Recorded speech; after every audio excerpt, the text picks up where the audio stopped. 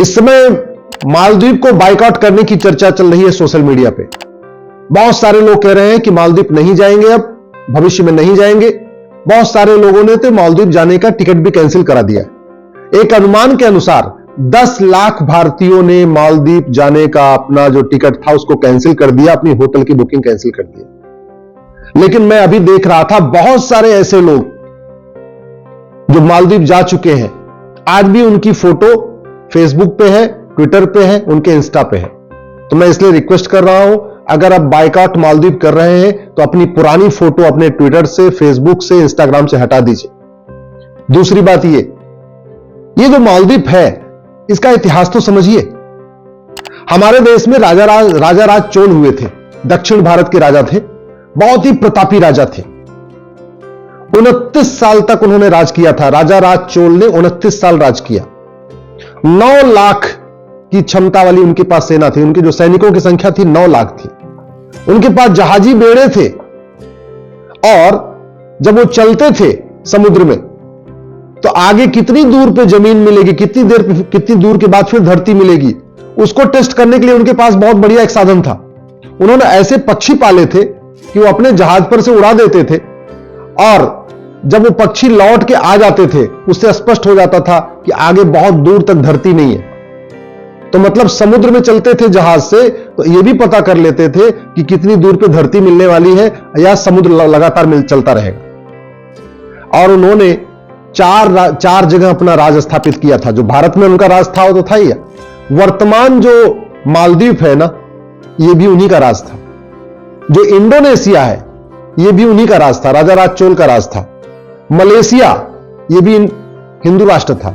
तो राजा राज चोल ने जो अपना हिंदू राष्ट्र स्थापित किया था, मलेशिया भी था उसमें, इंडोनेशिया भी था, मालदीव था।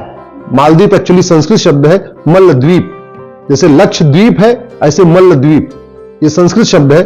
और चूंकि पहले हमारे देश में ज्यादातर स्थानों के नाम संस्कृत में होते थे, दक्षिण भारत में आज भी आपको मिलेंगे रामेश्वरम, मछलीपट्टनम, इस तरीके से रामनाथपुरम, लास्ट में म लगता है या तो द्वीप लगता है।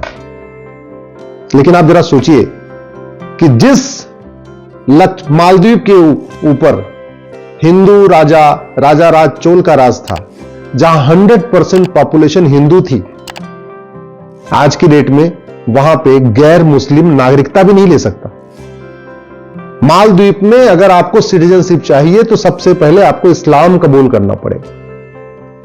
और जहां पे राजा राज चोल थे उनकी स्थिति क्या है? लक्षद्वीप में राजा राज चोल थे। लक्षद्वीप एक हिंदू राज्य था, आज की डेट में वहां 97% मुस्लिम है। मालदीव हिंदू राज्य था, आज की डेट में वहां 100% मुस्लिम। मलेशिया हिंदू राज्य था, आज की डेट में 70% मुस्लिम। इंडोनेशिया हिंदू राष्ट्र था, आज की डेट में वहां 90% मुस्लिम। ये तो हो गए मुस्लिम। और जो हिंदू राष्ट्र था वहां हिंदुओं की संख्या, लक्षद्वीप हिंदू राज्य, आज की डेट में वहां हिंदू केवल 2%। मालदीव हिंदू राज्य, हिंदू 0, एक भी नहीं, क्योंकि नागरिकता ही नहीं मिलेगी ना। मलेशिया हिंदू राज्य, हिंदू 1%। इंडोनेशिया हिंदू राज्य, हिंदू केवल 2%। आप खुद सोच सकते हैं कि इतने जल्दी पूरी की पूरी डेमोग्राफी बदल चुकी है। ये मैंने मलेशिया, इंडोनेशिया, मालदीव, लक्षद्वीप का इतिहास इसलिए बताया कि एक समय में ये हिंदू राज्य थे और ये चारों के चारों राजा राज चोल, जो चोल डायनेस्टी है, जो चोल साम्राज्य था, उसके अंतर्गत आते थे। राजा राज चोल बहुत ही प्रतापी थे। बहुत उन्होंने कुएं बनवाए, स्कूल बनवाए, कॉलेज बनवाए, बहुत धर्मशालाएं बनवाई। लेकिन कुछ तो उनसे भूल हो गई, जो बाद में हिंदू राज्य पूरी तरीके से डेमोग्राफी बदल गई और कन्वर्ट हो गए। आज हम अफगानिस्तान से गायब हो गए, पाकिस्तान से गायब हो गए, बांग्लादेश से गायब हो गए, इंडोनेशिया से गायब हो गए, मलेशिया से गायब हो गए, मालदीव से गायब हो गए। जो दुनिया में बाकी गायब हुए भारत में 9 राज्यों से खत्म हो चुके हैं। डिस्ट्रिक्ट वाइज 200 जिलों से खत्म हो चुके हैं। याद रखिए, भारत में कुल 750 जिले हैं, उसमें से 200 जिलों की डेमोग्राफी बदल चुकी है। तहसील के हिसाब से हम 900 तहसीलों से गायब हो चुके हैं। टोटल 900 तहसीलों की डेमोग्राफी बदल चुकी है। तो 9 राज्यों की डेमोग्राफी बदल चुकी है। 200 जिलों की डेमोग्राफी बदल चुकी है, 900 तहसीलों की डेमोग्राफी बदल चुकी है। हमारी 300 तहसीलें तो बॉर्डर पे हैं, याद रखिएगा। टोटल 900 तहसीलों की डेमोग्राफी बदली है, जिसमें से लगभग 300 तहसीलें बॉर्डर पे आती हैं, उनकी पूरी पूरी डेमोग्राफी बदल चुकी है। यानी जो भारत का जो बॉर्डर है उसकी डेमोग्राफी पूरी बदल चुकी है। ये सोचना पड़ेगा इसका तरीका क्या है। क्या गांधीवाद की बात करने से, अंबेडकरवाद की बात करने से, समाजवाद की बात करने से भारत की डेमोग्राफी बच पाएगी क्या? क्या तू मैं करने से, नूरा कुश्ती करने से, बतौलेबाजी करने से, टीवी पे डिबेट करने से भारत की डेमोग्राफी बच पाएगी क्या? जानते हैं भारत की डेमोग्राफी को जो सबसे बड़ा खतरा है वो जनसंख्या विस्फोट से है। 86,000 बच्चे रोज पैदा हो रहे हैं। 2023 में 3.25 करोड़ बच्चे पैदा हुए हैं। इसमें से 1 करोड़ से ज्यादा बच्चे अवांछित हैं। अवांछित का मतलब या तो वो तीसरी संतान है, या चौथी संतान है, या 5वीं औलाद है, या 6वीं औलाद है, या 8वीं औलाद है, या 12वीं औलाद है, या 16वीं औलाद है। जरूरत क्या है? वास्तव में अगर हम भारत की डेमोग्राफी बचाना चाहते हैं, भारत की डेमोग्राफी जो इतनी बदल गई वो तो बदल गई, लेकिन कम से कम आगे ना बदले, उसको रोकना चाहते हैं तो तत्काल जनसंख्या नियंत्रण कानून बनाना पड़ेगा। 3.25 करोड़ में से 1/3 यानी 1 करोड़ से ज्यादा बच्चे अवांछित हैं। अब उनकी भोजन की व्यवस्था, उनके कपड़े की व्यवस्था, उनके मकान की व्यवस्था, उनके लिए हॉस्पिटल की व्यवस्था, ये सारा बर्डन किसके ऊपर आएगा? टैक्स पेयर के ऊपर आएगा। जो इनकम टैक्स देते हैं, टीडीएस देते हैं, वैट देते हैं, जीएसटी देते हैं, सारा का सारा खर्चा उन्हीं के पास आए, उन्हीं के ऊपर आने वाला है, सारा बर्डन उन्हीं के ऊपर आने वाला है। दूसरा जो डेमोग्राफी हमारी बदल रही है वो है घुसपैठ के कारण। 2017 में मैंने पीएल फाइल किया था, उस समय 5 करोड़ घुसपैठिए थे। अभी 2024 में ये 5.5 करोड़ हो चुके हैं। ऑस्ट्रेलिया की जनसंख्या 2 करोड़ है और हमारे देश में 5.5 करोड़ घुसपैठिए रहते हैं, यानी लगभग ऑस्ट्रेलिया के 3 गुना भारत में घुसपैठिए रहते हैं। कनाडा की जनसंख्या 4 करोड़ है और भारत में 5.5 करोड़ घुसपैठिए रहते हैं।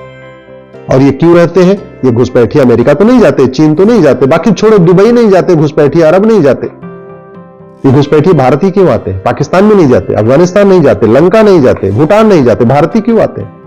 केवल प्लान्ड वे घुसपैठियों को यहां बसाया जा रहा है डेमोग्राफी बदलने के लिए। और घुसपैठिए इसलिए आ रहे हैं क्योंकि घुसपैठियों की 100% प्रॉपर्टी जब्त करने, घुसपैठियों की नागरिकता खत्म करने, घुसपैठियों को 10 से 20 साल सजा देने के लिए हमारे पास कानून नहीं है।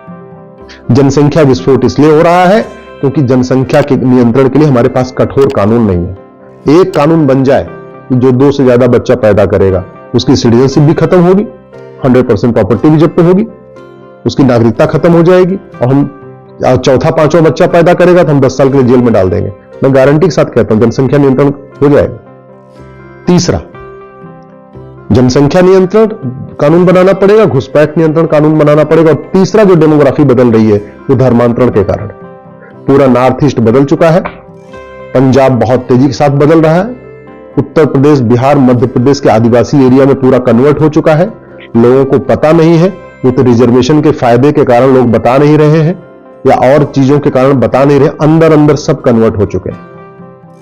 और ये इसलिए हो रहा है क्योंकि हमारे पास धर्मांतरण नियंत्रण के लिए कठोर कानून नहीं है। एक कानून बनाइए कि जो आदमी हिंदुओं को धर्मांतरित करेगा उसके ऊपर एनएसए लगेगा, यूएपीए लगेगा, गैंगस्टर एक्ट लगेगा, वेजिंग वॉर की धारा लगेगी, 100% प्रॉपर्टी जब्त करेंगे और उसको आजीवन कारावास या फांसी देंगे। कल से ही धर्मांतरण रुक जाएगा, मैं गारंटी के साथ कहता हूं। सठे साठ्यम समाचरित भय बिन होए न प्रीत। कानून जितना कठोर होगा, दंड की व्यवस्था जितनी कठोर होगी, उतना तेजी के साथ धर्मांतरण रुकेगा, घुसपैठ रुकेगी, जनसंख्या विस्फोट रुकेगा। नहीं तो आज बाइकआउट मालदीव कर रहे हैं, कल को बाइकआउट कश्मीर करना पड़ेगा, परसों बाइकआउट केरल करना पड़ेगा, नरसों बाइकआउट गोवा करना पड़ेगा। भारत के 9 राज्यों में तो खत्म हो ही चुके हैं ना, 200 जिलों में तो खत्म हो ही चुके हैं, 900 तहसीलों में तो खत्म हो ही चुके हैं। कब तक बाइकआउट कर रहेंगे? इसलिए मैं आपसे हाथ जोड़ के निवेदन कर रहा हूं, दल गुलामी छोड़िए, पार्टियों की गुलामी छोड़िए। ये आज के नेता 25 साल के बाद आपके बच्चों को बचाने नहीं आएंगे, लेकिन आज का कठोर कानून 25 साल नहीं, अगले 200 साल तक आपके परिवार को बचाएगा, आपकी संस्कृति को बचाएगा, आपके धर्म को बचाएगा। इसलिए जनसंख्या नियंत्रण कानून, धर्मांतरण नियंत्रण कानून, घुसपैठ नियंत्रण कानून की मांग करिए, समान शिक्षा और समान नागरिक संहिता लागू करने की मांग करिए।